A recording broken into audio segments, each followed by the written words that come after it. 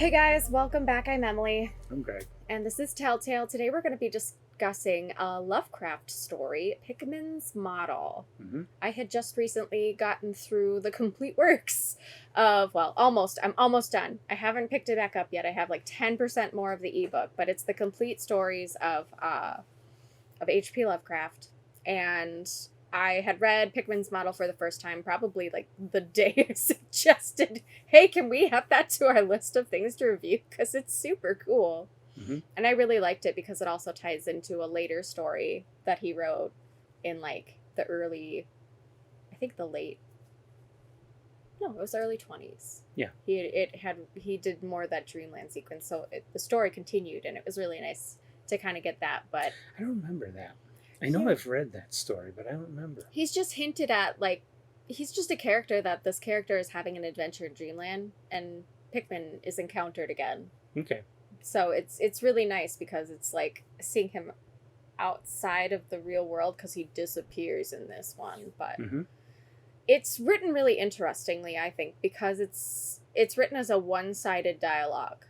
Yeah. Where this guy's just talking at his friend about why he has a hard time with Pickman, and even though it's unfortunate that he's missing, this guy, the main narrator, is not surprised.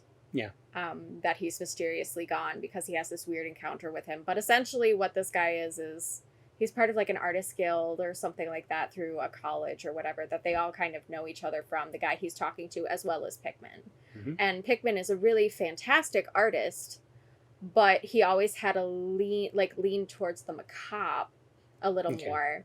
And so he had always kind of been like, yeah, he's a genius, but his subject matter is just terrible. Who wants to buy stuff that's a little more like weird? And then one day the guy, Pickman, comes to him and they're having a conversation. He's like, hey, listen, I have some work that I haven't brought out to the public yet in my private studio, and I think you'd really be interested in it because, you know, the guy's also kind of like they all kind of have a cult affiliation or knowledge of some kind, because everybody does in a Lovecraft story, as one does, just has this general knowledge of the occult. And so they kind of we're having a conversation over wine or something, and it comes up, and he's like, I got some weird stuff in my studio I want to show you. Like, are you willing to come with me? He's like, yeah, I've never been to your studio. No one's ever been to Pickman's studio, kind of thing. So he takes him to his studio, and his studio's like in the underground of the city, and there's all these crazy murals on the way of all these like ghoulish beings eating each other and like doing weird stuff and like having this underground society. And so he takes him and shows him like some of the craziest works he has. And because it's a short story and pretty well known, I'm okay spoiling it. Yeah, it's been around a long time. Yeah. Go for it.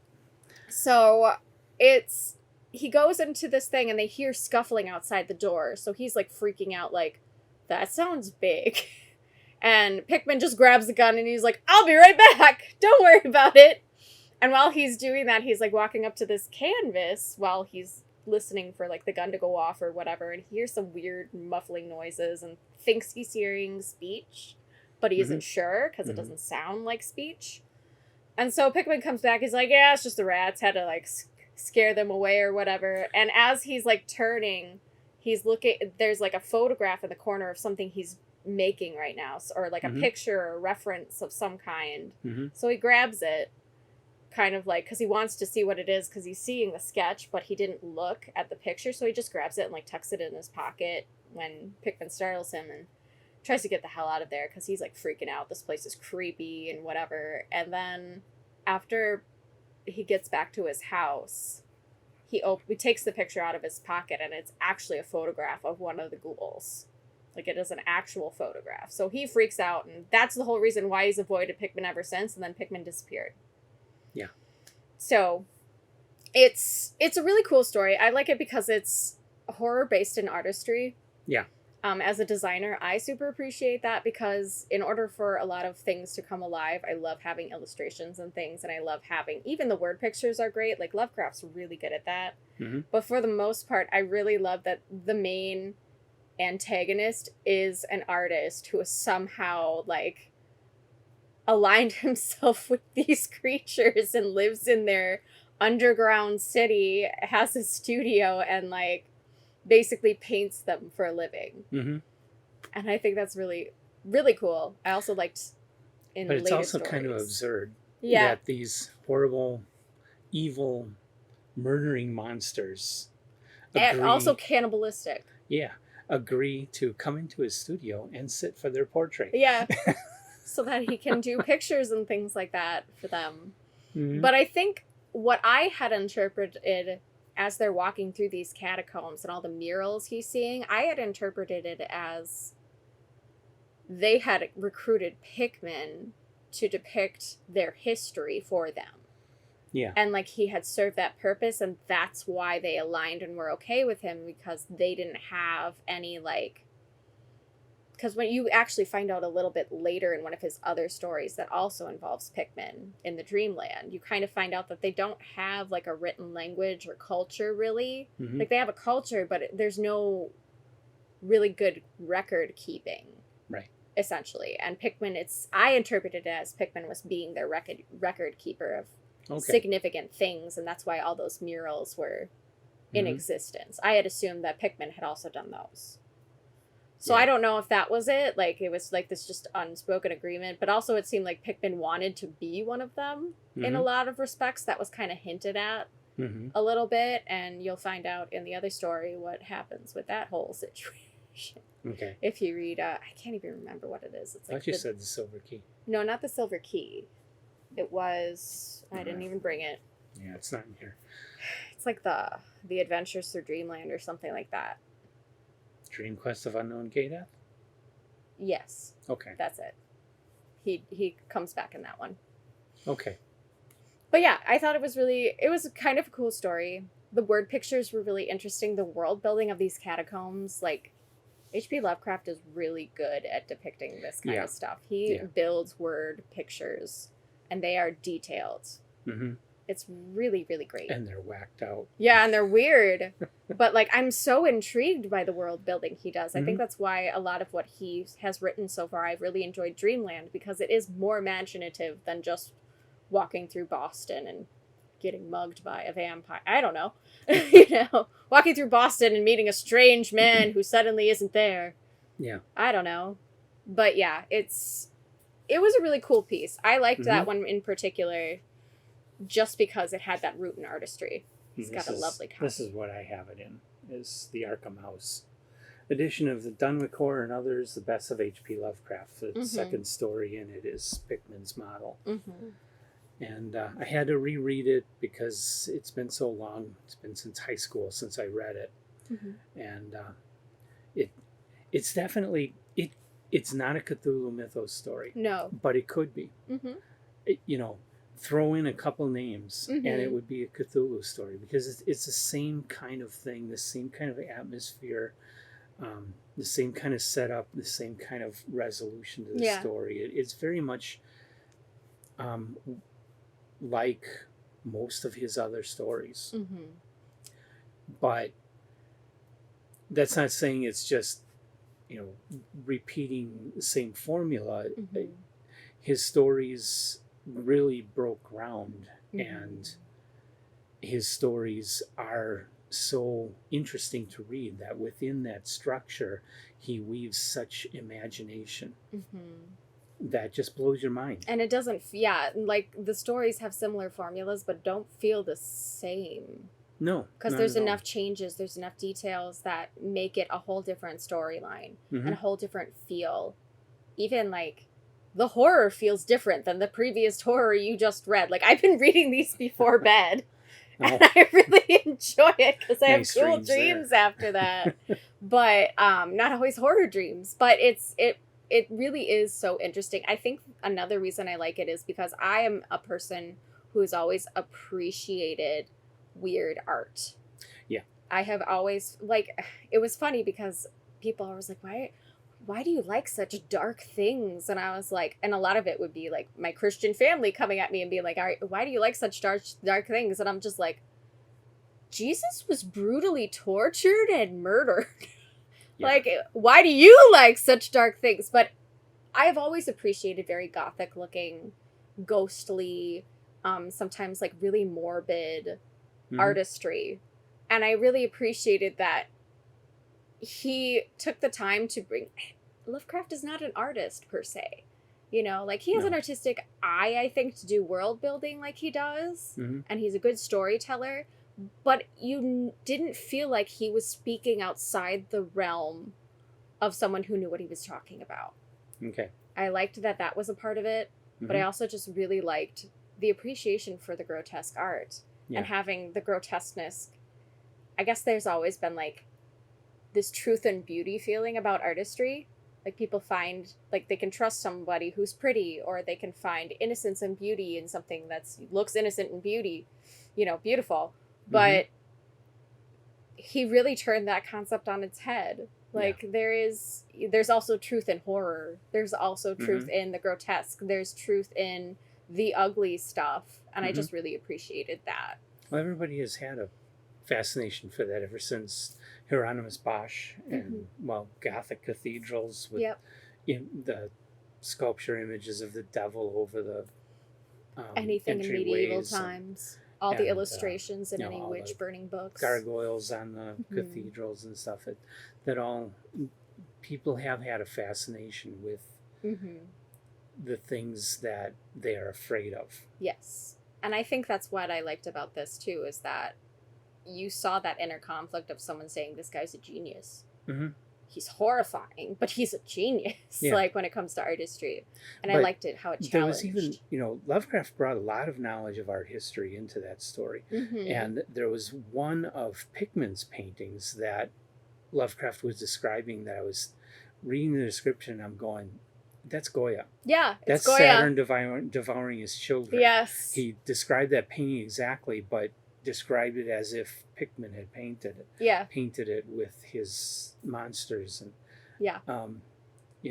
I caught that part too, where I'm like, I've seen that painting before. That's a real one. Yeah. And so Lovecraft had a deep knowledge of art history when he wrote, at least at the time he wrote this story. Yeah. Enough to be able to describe a lot of familiar things, but appropriated. That's what I really liked about it. And it also challenged.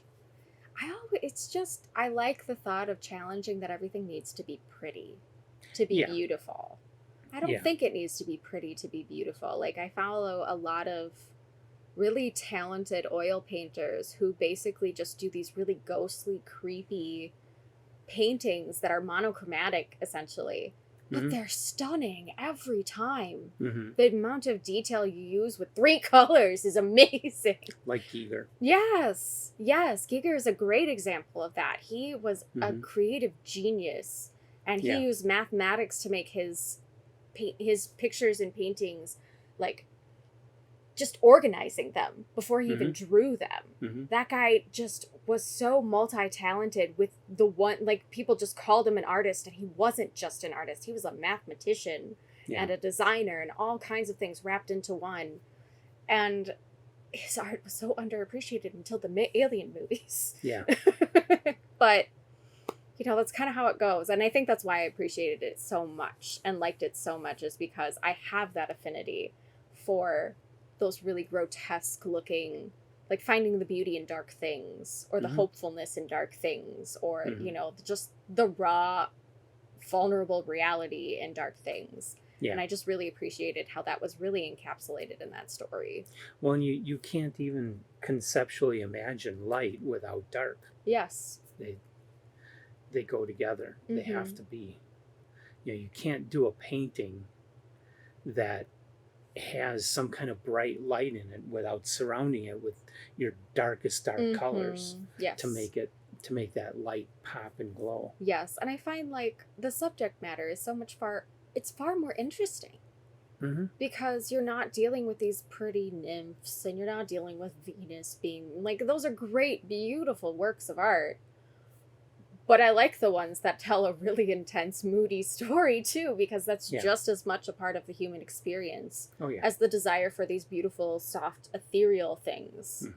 So I just really appreciated the story as a whole, especially because, Lovecraft is, while a knowledgeable man, he's not an artist himself, No. other than being able to Unless be a you consider, wordsmith. Yeah, like literature is an art form. yeah, it is beyond an art that- form, but he's not like a painter, a visual artist kind of Yeah. thing. Like he's not. He builds word pictures, not pictures. But Mhm.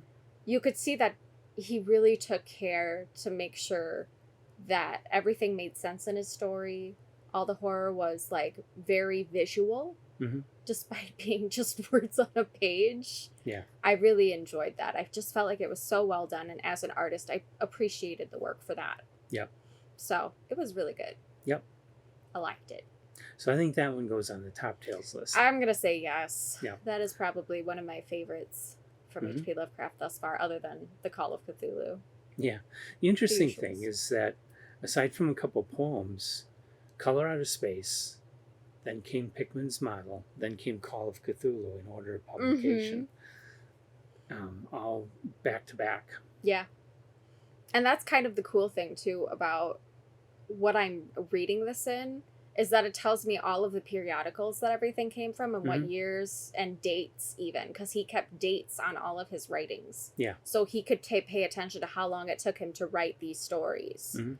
And that others could know how quickly or how long it took him to write these stories. Right. But it gives me a lot of information in the ebook that I had Mhm. got, because I knew I was like, if I'm going to get a book of this, it's going to be expensive. So I went the cheap way and got an ebook, but it's really cool. I Works. like the Same way, story. yeah, it's set up really nicely. I like the typefaces they use in it. For an ebook, it's actually quite a pleasure to read. Okay. They used some really nice, at least like the chapters and stuff have cool headers for each of the short story titles. And then it gives you that wealth of information of like periodical, dates written, when it was published. Yeah. You know, if there's something cool to say about it, they'll do like a little paragraph or a little mentioning thing. But for the most part, I like that they set it up that way. Okay. It was cool. Yeah, so another great Lovecraft that you should go out and read. Yep. And we're going to add it to our Top Tales page on our website, Yay! which is getting longer and longer of a I know. list. We're building it as fast as we can with other day jobs There's going a lot on. to go. There's a lot Yes. more work that we haven't read through, and we need to read and decide if it deserves to go on. Mm-hmm. Yeah, it's going to be an ever-growing list. Which Well, is especially since they keep writing new books that I are know. really How great. dare they? But yay! But how dare Yeah, they? it's good to see that Mhm. the genres haven't been tapped out by the writers of the past. People are That there's still fresh takes that you Mhm. can bring to it, like Southern Book Club's Guide to Slaying Vampires. It's a long title, but it's fun. Yeah, The first chapter, I was pretty enthralled already, so I'm Mhm. happy to see that one. yeah. Where that one takes off. You I'm got excited. a fun ride to go with that book. Exciting. I'm excited. Yes. The preface also got me real hooked. I read Which the one? preface. The preface? Oh, Yeah, of that one. Where it basically tells you this is how this book ends. Have fun figuring out how that works. Yeah. Thanks. So yeah, that got me really hooked. But Mhm. yeah, that's all I have to say. Okay. Thanks for joining us, guys. Like, subscribe, and we'll see you next time. Bye. Bye.